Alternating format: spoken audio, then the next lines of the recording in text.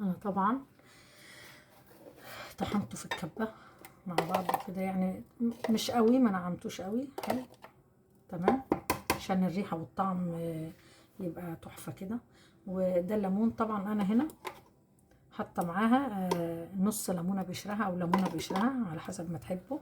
ومعانا تاني ليمون لسه هنحطه، ومعانا البصل المطحون ده اهو.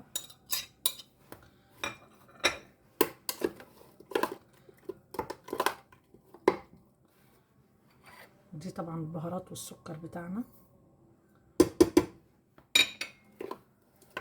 هنقلب كله مع بعضه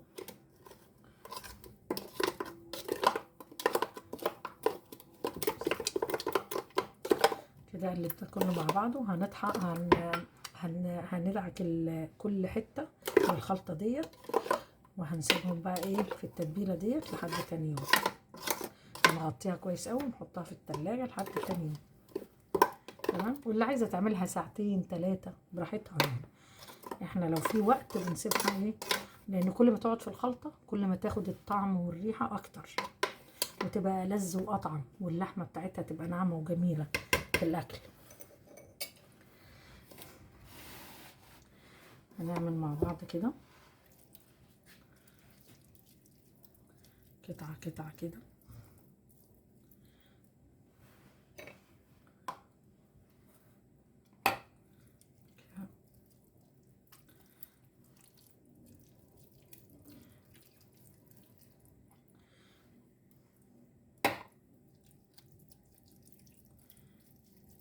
طبعا انا بقرف من الجوانتي، انا ما بحبش اشتغل في الاكل بالجوانتي نهائي، لان ايدي كل شويه تحت الميه، فانا ما بقرف من الجوانتيات بصراحه. ما بحب اتعامل بايدي